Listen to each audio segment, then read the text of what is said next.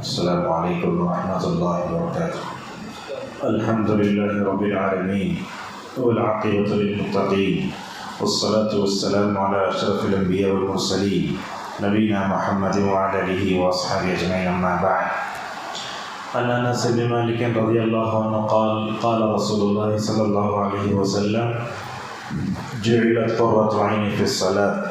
رواه ابو داود وذكر الالبانی فی السلسلۃ الصحیحہ. اس وقت ہم بلری کی مسجد عباد الرحمن میں بیٹھے ہیں. یہ ماشاءاللہ نئی مسجد ہے.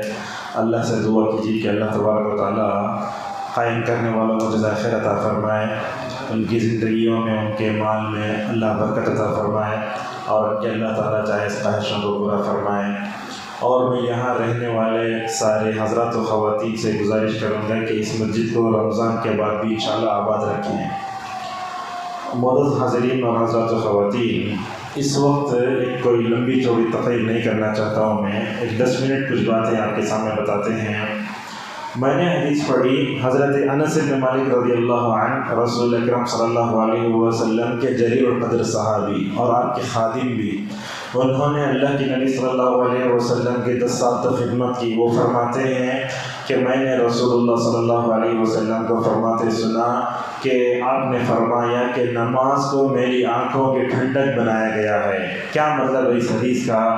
اس حدیث کا مطلب یہ ہے، بندہ جب نیک کام کرتا ہے، نماز پڑھتا ہے، روزہ رکھتا ہے، اس کے دل کو سکون حاصل ہونا چاہیے.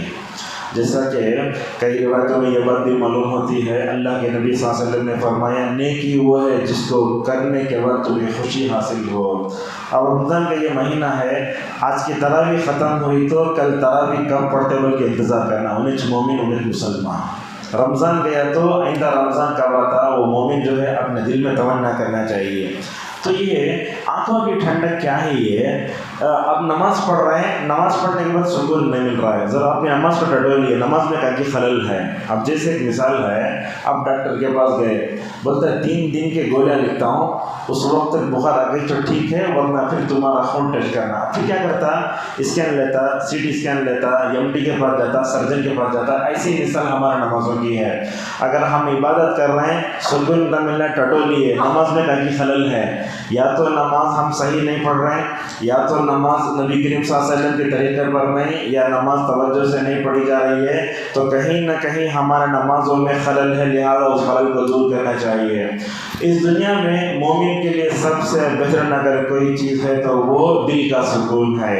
جیسا کہ اللہ تبارک نے خود کہا کہ دلوں کو سکون حاصل ہوتا ہے کہاں سے؟ اللہ کے ذکر سے. آج کل ہم کیا کر رہے ہیں؟ اللہ کا ذکر، اللہ کا مطلب سکون حاصل کرنے کے لیے کبھی گانوں سے ہم مدد لے رہے ہیں، کبھی سونے کی گولیوں سے، کبھی جو ہے ہم کیا کرتے ہیں گانجا مارتے ہیں، اور کبھی گٹکا کھاتے ہیں، پان پر غلط عادتوں سے سکون حاصل کرنے کو. یاد رکھیے اللہ کے نبی صلی اللہ علیہ وسلم نے فرمایا دیکھو تم پر جو چیزیں حرام ہیں اس میں شفا نہیں ہے، لہذا حلال چیزوں میں جو سکون ہے وہ حرام میں نہیں ہے. اس وقت مجھے سلیمان روحانی حفظ اللہ کی کچھ باتیں ذہن میں آ رہی ہے، وہ آپ کے سامنے رکھنا چاہتا ہوں. بات یہ ہے، آج ہماری عبادتوں میں لذت کیوں نہیں ہے؟ حالانکہ ہمارے صحابہ کرام بھی تراویح پڑھتے، نبی بھی تراویح پڑھتے، خواتین بھی پڑھتی تھیں، صحابیات اپنے زمانے میں، مگر آج وہ ہماری نمازوں میں وہ سکون، وہ لذت، وہ مزہ نہیں ہے. کبھی کبھی تو ایسا ہونا چاہیے کہ ہم سجدے میں سر رکھیں تو سر نہ اٹھائیں. اللہ اکبر. حضرت صحابہ کرام اور نبی کریم صلی اللہ علیہ وسلم کی عبادتوں میں کیا لذت تھی. حذیفہ بن یمان رضی اللہ عنہ کہتے ہیں نبی کریم صلی اللہ علیہ وسلم کے ساتھ مجھے ایک دن جو ہے تہجد پڑھنے کا اتفاق ہوا. اللہ اکبر. ایک رکوع پڑھے تو ہم کھڑ نہیں پا رہے ہیں، اتنا صبر کا ہمارے اندر نہیں ہے. وہ کیا ہمت تھی رسول اللہ صلی اللہ علیہ وسلم کی، دن بھر امت کے مسائل حل کرتے، اپنی بیویوں کے مسائل حل کرتے، پورے امت کے مسائل حل کرتے، مگر رات ہو گئی تو اللہ کا حق ادا کرنے پیچھے نہیں ہٹتے. کیا کہتے ہیں حذیفہ بن یمان رضی اللہ عنہ، میں نے رسول اللہ کے ساتھ نماز پڑھی تو نماز جب پڑھی تو نماز میں دیکھ رہا ہوں پہلی رکعت میں سورہ بقرہ مکمل پڑھی اللہ اکبر. سوا 2 پارے پر مشتمل صورت ہے. سوا 2 پارے بولے تو اگر ابھی 10 بجے شروع کرے تو کیا ہوں گا 12:30 ہوں گے. سوا 2 پارے پڑھنے کیا ہمت رہی ہوگی. حذیفہ رضی اللہ عنہ کہتے ہیں میرا دل تو یہ کر رہا تھا کہ میں سمجھ رہا تھا کہ اللہ کے نبی رکوع کریں گے، مگر وہ کیا ہمت، وہ اللہ تبارک و تعالیٰ سے مناجات کرنے میں رسول اللہ کو کیا لذت ملتی تھی. اللہ کے نبی صلی اللہ علیہ وسلم سورہ نساء شروع کر رہے ہیں. نساء بھی کچھ بھی نہیں، تقریباً پونے 2 پارے پر مشتمل صورت ہے. میں سوچ رہا تھا اللہ کے نبی صلی اللہ علیہ وسلم سورہ نساء پڑھ کر سجدہ رکوع کریں گے، میں دیکھتا ہوں کہ اللہ کے نبی اللہ اکبر سورہ آل عمران شروع کر رہے ہیں. ایک رکعت میں آپ صلی اللہ علیہ وسلم نے 6 پارے پڑھے، اور وہ بھی یعلمون تعلیمون گھاس کاٹنے والی قرات نہیں. کیسے قرات؟ اللہ کی رحمت کا ذکر آتا تو وہاں ٹہل کر اللہ سے سوال کرتے، جہنم کا ذکر آیا تو آپ کا کب کبھی تعلیم ہوتی، جنت کا ذکر آتا تو اندر سے دل مان لیتا وہ جنت میں کب جائیں گے. تو اس روایت سے کیا معلوم ہوتا ہے نبی کریم صلی اللہ علیہ وسلم اتنا لمبا قیام کرتے، آپ کو اتنا مزہ آتا. کبھی تو عائشہ رضی اللہ عنہا کو اللہ کے نبی پر رحم آ جاتا، یا رسول اللہ اتنا لمبا تھکانے کی ضرورت کیا ہے، آپ کے پیر پھک جاتے. ہم آپ سے پوچھتے ہیں 15 منٹ کا تو بیٹھے تو بولتے ہیں بہت سن لو گائے بولتے ہیں. اللہ کے نبی کیسے کھڑتے تھے رہیں گے نماز میں گھنٹے گھنٹے. وہ جس کو مزہ مل گیا نا اسے مزہ نہیں چھوڑتا. حقیقت میں آج کیا ہے، گناہوں کی لذت میں پڑے ہوئے ہیں، اسی لیے عبادت کی لذت سے محروم ہیں. عائشہ رضی اللہ عنہ کا جواب دیتے ہوئے نبی کریم صلی اللہ علیہ وسلم فرماتے ہیں عائشہ دیکھو میرے اگلے پچھلے سارے گناہ معاف، لیکن اللہ تعالیٰ کے سامنے کھڑنے میں مجھے مزہ لذت حلاوت چاشنی ملتی ہے. میں چاہتا ہوں کہ اللہ کا شکر گزار بندہ بنو. معزز حاضرین حضرات و خواتین، اللہ نے یہ جو جسم دیا ہے یہ جسم ایسا ہی ضائع ہونے کے لیے نہیں دیا ہے. یہ جسم اللہ نے دیا ہے کیا کرنا، اس جسم کو اللہ کی خاطر تھکانا، عبادت میں مزہ لینے کی مکمل طور پر آپ کوشش کرو. اب دیکھو ایک تو ہوا رمضان کا مہینہ، کیا روزے کے لفظ بھی ہم محسوس کریں کیا، منہ سوکھ جا رہا ہے بلاری کے موسم کو، اندر پانی بھی نہیں جا رہا ہے. اللہ کی خاطر دیکھیے بندہ کتنا پیاس برداشت کر رہا ہے، کتنا وہ اپنے آپ کو تھکا رہا ہے. کبھی سوچنا چاہیے. اللہ کے نبی صلی اللہ علیہ وسلم نے روزے کی لذت کو بیان کرتے ہوئے کیا فرمایا، لوگو للصائم فرحتان، روزے دار کے لیے 2 خوشیاں. یہ خوشی تو افطار کے وقت ملتی ہے. ہم کیا کرتے ہیں، وہ افطار کے سامان رکھ لے دعا کر لے بیٹھتے رہتے ہیں. اب انسان کو بھوکے انسان کو کھانا بیٹھتا خالی دسترخوان دکھتا ہے، وہ نہیں ہونا چاہیے. معمولی کھجور لاؤ، پانی لاؤ، اللہ تبارک و تعالیٰ سے دعا کرتے رہو. اس صورت میں آپ کھجور جو کھاتے ہیں نا، میں تو ہر دن بولتا ہوں اپنے ہر ناز سے بھی، وہ تقریباً 6:30 کو وہ سکے ہونٹوں میں سکے حلق میں پانی کا جو گھونٹ اترتا نا، آپ اس کی چاش کو اور مٹھاس کو پانی کی کوشش کرو. روح افزا مل رہا ہے، یہ مل رہا ہے، وہ مل رہا نہیں. جو آپ کے سوکھے حلق کو صبح سے لے کر شام تک جو آپ بھوکے پیاسے تھے اس میں پانی کا یہ گھونٹ اتر رہا ہے نا، میں تو سمجھتا ہوں اس کا مزہ آپ کو زندگی میں کبھی نہیں ملے گا. اسی لیے تو نبی کریم صلی اللہ علیہ وسلم ان نعمتوں کو، روزے کی لذت اور اس کی چاشنی کو لے کر اللہ کا شکر ادا کرتے. کیا بولتے ہیں، ذهب الظمأ، ماشاءاللہ پیاس چلے گئی، اس لیے کہ ٹھنڈا ٹھنڈا پانی ہمارے حلق سے اتر رہا ہے. وہ کیا ہے، ذهب الظمأ وابتلت العروق، رگیں تر ہو گئی. صبح سے لے کر شام تک چلچلاتی دودھ میں ہمارے رگوں میں خون تھا، مگر رگیں کیا تھی، سوکھی تھیں. اللہ کے نبی بولتے اے اللہ پیاس بجھ گئی، رگیں تر ہو گئی. انشاءاللہ یہ روزے کی لذت کا میں نے جو مزہ چکانا، انشاءاللہ اجر اللہ تبارک و تعالیٰ دنیا میں بھی دے گا، آخرت میں بھی دے گا. لہذا اللہ کے نبی صلی اللہ علیہ وسلم کیا فرماتے ہیں، روزے دار کو روزے کے وقت ایک خوشی مل گئی. اور ایک خوشی کب ملے گی، وہ خوشی قیامت میں جنت میں ملے گی، جو ہے قیامت میں ملے گی.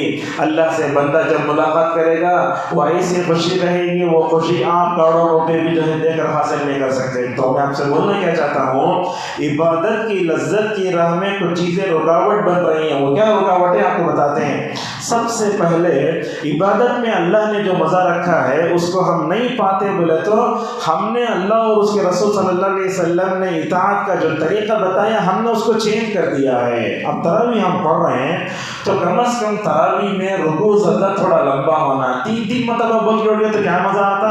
اب اس نماز میں عشاء کی نماز میں کیا فرق ہے بولو. اور خصوصاً تاخراتوں میں جب نماز پڑھاتے نا تھوڑا رکوع لمبا کرو، سجدہ لمبا کرو. بندے کو سجدے میں احساس ہوتا ہے میں اللہ کے قریب ہو ہو گیا ہوں، اتنا لمبا تو سجدہ کرنا۔ اور آپ لوگوں سے خاص گزارش ہے، رمضان کے آخری عشرے میں شاپنگ ادھر ادھر کرنے کے بجائے اپنے آپ کو اللہ کے حوالے کر ڈالو۔ تو یہ ہے سب سے پہلے اللہ اور اس کے رسول جو بولے اس کے مطابق چلنا۔ ہم اس کے مطابق نہیں چل رہے ہیں، ایکسٹرا فٹنگ کر لے رہے، کھانے پینے کی چیزیں لا کے تاکہ رات کا پورا مزہ چلے جا رہا ہے۔ اور اسی طریقے سے ہمیں یہ بات یاد رکھیے، یہ اللہ تبارک و تعالیٰ نے عبادت میں جو مزہ رکھا ہے اس کی راہ میں اگر سب سے بڑی رکاوٹ بنتے تو ہمارے گناہ۔ دن بھر آپ اپنے گناہوں اپنے اعضاء کو جو ہے گناہوں سے پاک رکھو۔ روزہ رکھ لیں، غلط چیزیں دیکھ رہے ہیں، روزہ رکھ رہے ہیں، غلط چیزیں ٹیپ کر رہے ہیں، دیکھتے ہیں یوٹیوب میں، یاد رکھیے رات میں مزہ نہیں آئے گا۔ یا اگر دن رات میں مزہ آنا ہے عبادت میں، دن بھر ہمیں روزہ رکھنے سے ہم جو ہے اللہ تعالیٰ کے معصیت سے دور رہنا پڑے گا۔ حسن بصری رحمہ اللہ کے پاس ایک آدمی آتا ہے، اگر کیا بولتا ہے، شیخ رات ہوتی ہے تہجد پڑھنے کی کوشش کرتا ہوں مگر تہجد پڑھنے کی توفیق نہیں ملتی، کیا کروں، شکایت کرتا ہے۔ تو کیا بولتے ہیں حسن بصری رحمہ اللہ، اصل میں تمہارے گناہوں نے تم کو روک کے رکھا ہے۔ دن بھر اگر گناہ کریں گے، رات میں اللہ کے پاس کھڑے ہو کر وہ قیام کرنے دعا کرنے کی توفیق نہیں ملے گی۔ لہٰذا دن میں اپنے اعضاء کو کیا کرو، حالت روزہ میں جہاں تک ہو سکے اپنے اعضاء کو گناہوں سے بچانے کی کوشش کرو۔ ہر مرد عورت بچہ سب کرنا، ایسا کرے تو ماشاءاللہ جو ہے وہ عبادت میں لذت پیدا ہوگی۔ اور اسی طریقے سے گناہوں میں لذت کے نہ ہونے کے اسباب میں اور ایک چیز یہ ہے، ہم کیا کرتے ہیں، اللہ تبارک و تعالیٰ سے جو چیز پھیرتی ہے ہم وہ چیزیں لے کر آ جا رہے ہیں۔ مثلا دیکھیے موبائل ہے، موبائل کیا ہے، نماز میں کھڑے ہونے سے پہلے ہم کیا کرنا، فلائٹ موڈ پہ ڈالنا، یعنی تو سوئچ آف کرنا۔ اب ہم ایسا رکھ لیتے ہیں نماز میں فون آتا ہے، وہ کس کا فون آیا، پوری توجہ ایک چیز۔ دوسرا یہ ہے، بعض لوگ نماز میں سامنے رکھ لیتے، اب وہ سامنے رکھ لے تو کیا ہوگا، اب وہ جس کا نام آتا ہے پورا اس کی ہسٹری، نعوذ باللہ، یہ نہیں ہونا چاہیے۔ اللہ کے نبی صلی اللہ علیہ وسلم کیا فرماتے ہیں، دیکھو بندہ جب نماز میں کھڑتا ہے اپنا چہرہ لے کر اللہ کی طرف پلٹتا ہے، اللہ بھی اپنا چہرہ لے کر بندے کی طرف پلٹ جاتا ہے۔ اللہ، کتنی بڑی بات، نماز میں کھڑے ہو جاؤ اللہ اپنا چہرہ لے کر آپ کی طرف پلٹتا، متوجہ ہو رہا، وہ تو کوئی معمولی چیز ہے، اللہ اپنا چہرہ آپ کی طرف کر رہا ہے، کتنے بڑے اعزاز کی بات ہے۔ اسی لیے اللہ کے نبی صلی اللہ علیہ وسلم نے حالت نماز میں انسان کے خشوع خضوع کو متاثر کرنے والی ساری چیزوں سے دور رہنے سے منع سے فرمایا۔ اب بعض لوگوں کو ہم دیکھتے نماز میں کھڑے ہو جا کے کپڑوں سے کھیلتے ہی رہتے، بچہ ایسا کرے تو بعد میں ان کو روکنا، دیکھو بچپن سے کھڑے ہوں اللہ کے سامنے، بڑے آدمی کے سامنے کیسا کرتے ہیں آپ، پی ایم سی ایم کے سامنے ہاتھ ایسا کرے تو نہیں کرتا، اللہ کے سامنے کھڑے ہو تو کیا وہ ہمارا آقا ہے، وہ جیسے ایک غلام اپنے آقا کے سامنے عزت سے کھڑتا ہے ویسے کھڑنا۔ اور اسی طریقے سے کچھ لوگوں کو ہم دیکھتے ہیں نماز میں کیا کرتے ہیں، وہ وضو کر کے آتے ہیں، آستین ایسی ہوتی ہے وہ بار بار آستین ایسی کرتے ہیں، ایسا نہیں ہونا چاہیے۔ اور اسی طریقے سے سجدہ کرنے جا رہے ہیں، کیا تم کنکریاں ہیں، کنکریاں ہٹاؤ۔ اللہ کے نبی نے کیا فرمایا، لوگوں دیکھو جب تم نماز پڑھتے ہو ایسا تصور کرو کہ تم اللہ کو دیکھ رہے ہو، اللہ تمہارے سامنے ہے، تصور کرو۔ اب میں بولتا ہوں آپ لوگوں سے، مسجد کا کوئی ذمہ دار، جمعیت کا کوئی ذمہ دار آ گیا تو بازو سوکار ہے، بڑے حضرت ہیں، کتنا ڈرتے نا اللہ تبارک و تعالیٰ کا، کتنا ڈر ہمارے اندر ہونا، اللہ کی عظمت کا کتنا احساس ہونا۔ اس طریقے سے ہمیں نماز میں کھڑے رہتے، اب وہ کنکریاں کوداتے ہٹاتے، اللہ کی نبی فرما رہے دیکھو اللہ کے سامنے کھڑے ہو تو اس بات کا خیال رکھو کہ اللہ کی رحمت تمہارے سامنے ہے، اللہ کی رحمت اگر تم کو ہٹانا تو ایک ہی مرتبہ ہٹانا، بار بار نہیں ہٹانا چاہیے۔ اور اسی طریقے سے یہ عبادت کی لذت سے محروم کرنے والی چیزوں میں برے دوست بھی ہیں۔ تاخراتا میں دیکھتے ہم لوگ، ہاں وہاں حلیم کھانے جائیں گے، وہاں چائے اچھی ملتی، وہاں چائے اچھی ملتی۔ یاد رکھیے یہ تاخراتیں یہ زبان کی لذت دینے کے لیے نہیں آتی، عبادت کا مزہ لوٹنے کے لیے آتی ہیں مومن کو۔ لہٰذا اچھے دوست رہے تو کیا کرتا، انہیں آپ کو مسجد میں روک کے رکھتا، جانا کو با آئندہ سال ہم نہ تاخراتا ملتے ہی نہیں، کیسا بولتا، برا دوست رہا تو ادھر ادھر پھراتا۔ لہٰذا یاد رکھیے برے دوستوں سے اپنے آپ کو دور کر رکھیے۔ آخری بات ہے اگر اللہ تبارک و تعالیٰ سے عبادت کرتے ہوئے لذت اگر ہمیں آنا ہے تو ہمیں اپنے اندر توحید پیدا کرنا ہوگا۔ توحید بندے کے دل میں اللہ کی عظمت بٹھاتی ہے۔ شرک کیا کرتا ہے؟ بندے کے دل میں اگر نعوذ باللہ اللہ تبارک و تعالیٰ کی توہین پیدا کرتا ہے۔ اسی لیے آپ بدعتیوں کو دیکھیں گے، دیکھیے بتتا ہے بدعتیوں کو دیکھیں گے، وہ قبروں کو آستانوں کو جائیں گے، وہاں ان کے اندر قبر کی تعظیم، اولیاء کی تعظیم، وہاں کے ماحول کی تعظیم اتنی ہوتی ہے، ان کے دلوں میں مسجد کی تعظیم اتنی نہیں ہوتی۔ نعوذ باللہ من ذالک۔ اسی پر اپنے درس کو روکتے ہیں، ایک واقعہ مجھے یاد آ رہا ہے، آپ کو بتا دیتے ہیں۔ اصل میں دل کا سکون ملتا ہے اللہ کی عبادت میں، بس یہی ہے۔ آپ کدھر بھی چلے جاؤ، دنیا کے کتنے مذہب میں چلے جاؤ، اسلام نے عبادت کا جو تصور دیا، وہ عبادت کی لذت اگر ملنا ہے تو ہمیں رمضان میں ملتی، اور رمضان کی خصوصاً آخری عشر میں ملتی ہے۔ وہ ماشاءاللہ مجھے واقعہ یاد آ رہا ہے، دو سلف میں سے کوئی کعبۃ اللہ کے پاس بیٹھے تھے۔ ان کے پاس کیا ہے، ایک چھوٹی سا گلاس ہے، اس میں زمزم کا پانی، اور اس کے بعد ان کے پاس سوکھی روٹی ہے، زمزم کا پانی ہے، اس کے علاوہ کھانے کے لیے کچھ نہیں۔ تو کیا کر رہے ہیں، وہ سوکھی روٹی کو زمزم میں ڈبو رہے، اٹھا کے کھا رہے ہیں۔ ایک طرف تو یہ، دوسری طرف کعبۃ اللہ کا ماشاءاللہ روح پرور منظر نظر آ رہا ہے۔ ایک طرف کعبۃ اللہ کا دیدار، دوسری طرف پانی، اور تیسرا سوکھی روٹی۔ ماشاءاللہ وہ کہتے ہیں، ایک دوسرے سے کہتے ہیں، دیکھو اللہ تبارک و تعالیٰ نے ہم سب کو کتنا سکون دیا ہے۔ کعبۃ اللہ کا دیدار کوئی معمولی ہے، فوٹو پہ دیکھ کے دل مان لیتا، کعبۃ اللہ کو سامنے سے دیکھتے نا، مطلب کتنی بڑی نعمت ہے، وہاں زمزم ہے، سوکھی روٹی ہے۔ اللہ تعالیٰ نے اپنے اس گھر میں اتنا سکون رکھا، یہ جو لفظ نے اتنا سکون رکھا ہے، اگر یہ سکون کو، اس سکون کے بارے میں بادشاہوں کو معلوم ہو جائے تو بادشاہ لڑنے کے لیے آ جائیں گے۔ لہٰذا ہمیں اللہ کی عبادت میں سکون تلاش کرنا، اور ہمیشہ میں بولتا یہ زبان کا مزہ آج رہتا آدھے گھنٹے میں چل لیتا، مگر عبادت میں اللہ نے جو مزہ رکھا ہے، اگر اس کو پانا ہو تو 3 ارکان اور بھی ہیں، اس کو بیان کر کے اپنی بات کو ختم کرتے ہیں۔ یاد رکھیے، عبادت میں لذت مزہ چاشنی آنا بولے تو اللہ کی محبت ہمارے دل میں ہونا۔ اللہ کی محبت کیے بغیر عبادت کرو، یوگا سے کمی چھوڑ، بس خالی کیا ہو رہا ہے، ورزش ہو رہی ہے۔ اللہ کی محبت چاہیے سب سے پہلے۔ دوسری چیز، اللہ تبارک و تعالیٰ کی عبادت میں اگر مزہ چاہتے ہو تو عبادت کا اور ایک رکن یہ ہے کہ ہم کیا کریں، اللہ تبارک و تعالیٰ سے ثواب کی امید رکھیں۔ آپ دیکھیے حضرات و خواتین، پورا اپنا گھر بار چھوڑ کر، نیند چھوڑ کر، کولر چھوڑ کر، یہ چھوڑ کر آئے، کیوں آئے؟ اللہ کے ثواب کی امید ہے۔ جب بندہ اللہ کے ثواب کی امید رکھتا ہے، ماشاءاللہ اس عبادت میں لذت آتی ہے، وہ تھکتا ہے تاخراتوں میں، مگر کہتا ہے کہ میرا رب مجھے انشاءاللہ ضرور ثواب دے کر رہے گا۔ 2 چیزیں ہو گئی۔ تیسرا، بندے کو اللہ کے بارے میں خوف بھی ہونا چاہیے۔ اللہ تعالیٰ یہ رمضان دیا، آخری عشرہ دیا، اگر میں عبادت نہیں کروں گا، اپنے گناہوں کی مغفرت نہیں کروں گا تو اللہ تبارک و تعالیٰ کے سامنے مجھے ڈر بھی ہوگا جواب دینے کے لیے۔